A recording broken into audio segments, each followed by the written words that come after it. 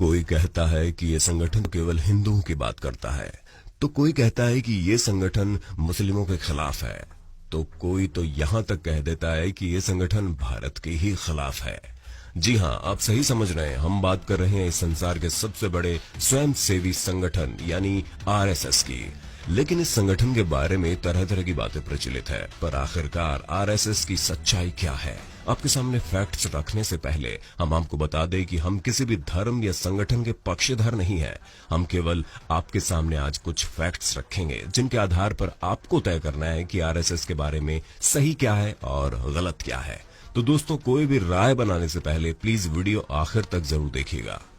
RSS, जिसका पूरा नाम राष्ट्रीय स्वयंसेवक संगठन है, की स्थापना वर्ष 1925 में डॉक्टर केशव बलिराम हेडगेवार ने हिंदुओं के एक प्रसिद्ध त्योहार दशहरे के दिन की थी।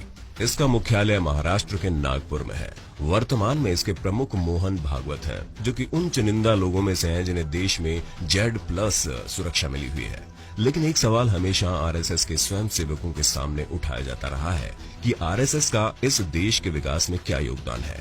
तो आइए उन 5 कार्यों की बात करें जिनके आधार पर आप तय करते हैं कि आखिर आरएसएस की सच्चाई क्या है।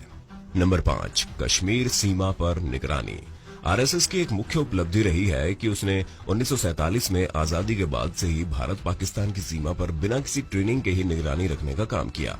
आश्चर्य भरी बात तो यह है कि ये काम उस समय ना तो भारत के प्रधानमंत्री नेहरू कर रहे थे और ना ही स्वतंत्र कश्मीर के महाराजा हरि सिंह। लेकिन आरएसएस के स्वयंसेवक इसके बावजूद सीमा पर मुस्तैदी से जमे रहे, और जब जब पाकिस्तानी सेना के जवानों ने सीमा लांघने की कोशिश की तो आरएसएस के स्वयंसेवकों ने जमकर न केवल लोहा लिया, बल्कि भारतीय सैनिकों के साथ कई ने तो भारत मां की सीमा की रखवाली करते हुए अपने प्राण तक न्यौछावर कर दिए। केवल यही नहीं, जब भारत पाकिस्तान के विभाजन से दंगे भड़के और उस समय नेहरू सरकार को कुछ नहीं सूझ रहा था, तो ऐसे में आरएसएस ने ही पहल करते हुए पाकिस्तान से जान बचाकर भागे हुए शरणार्थियों के लिए देश में 3000 से ज्यादा राहत शिविर लगाए। इन शरणार्थियों में न केवल हिंदू थे बल्कि मुस्लिम भी थे। नंबर 4, 1962 का भारत चीन युद्ध। 1962 का जिक्र आते ही हमारे चेहरे के सामने भारत चीन का युद्ध आ जाता है, जिसमें भारत की पराजय हुई थी। लेकिन इस युद्ध में आरएसएस के स्वयंसेवक भारतीय सेना की सहायता के लिए देश भर से जिस प्रकार से सीमा पर पहुंचे थे, उसे पूरे देश में सराहा गया था। वहां गए स्वयंसेवकों ने उस समय सैनिक मार्गों की सुरक्षा, प्रशासन की सहायता सामग्री को जरूरतमंदों तक पहुंचाने आदि में विशेष सहायता की थी।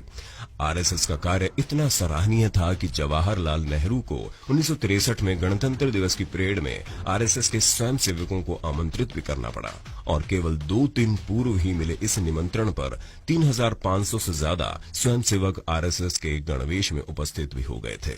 नंबर 3, कश्मीर विलय में भूमिका। आजादी मिलने के कुछ समय बाद ही जब कबीलों के रूप में पाकिस्तानी सेना ने कश्मीर पर हमला बोल दिया, तो उस समय कश्मीर के महाराजा हरि सिंह भारत में कश्मीर के विलय को लेकर कुछ भी फैसला नहीं कर पा रहे थे। ऐसी विकट स्थिति में पाकिस्तानी सेना कश्मीर के अंदर घुसती चली जा रही थी। ऐसे में जवाहरलाल नेहरू भी कोई निर्णय नहीं ले पा रहे थे। तो तब के गृह मंत्री सरदार पटेल ने संघ के गुरु गोलवकर से सहायता मांगी, और गुरु गोलवकर महाराजा हरि सिंह से मिलने सीधे कश्मीर पहुंच गए। उनके समझाने के बाद ही महाराजा हरि सिंह ने कश्मीर का विलय भारत में कराने हेतु प्रस्ताव राजधानी दिल्ली भेजा। तो इस तरह कश्मीर विलय में भी संघ की भूमिका स्पष्ट रूप से देखने को मिलती है।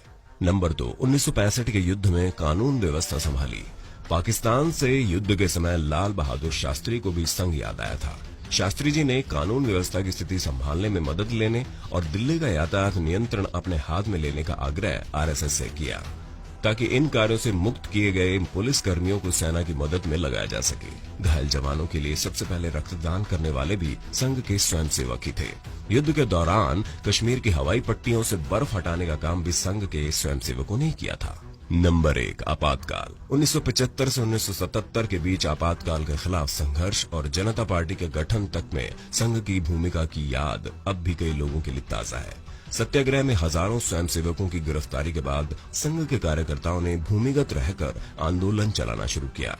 आपातकाल के खिलाफ पोस्टर सड़कों पर चिपकाना, जनता को सूचनाएं देना और जेलों में बंद विभिन्न राजनीतिक कार्यकर्ताओं नेताओं के बीच संवाद सूत्र का काम संघ कार्यकर्ताओं ने संभाला। जब लगभग सारे ही नेता जेलों में बंद थे, तब सारे दलों का विलय कराकर जनता पार्टी का गठन करवाने की कोशिशें संघ की ही मदद से चल सकी थी। तो अब पांचों फैक्ट्स आपके सामने हैं। अब आप निर्णय लीजिए कि सही क्या है और गलत क्या है। हमें कमेंट में जरूर बताइएगा अब आप आरएसएस के बारे में क्या सोचते हैं।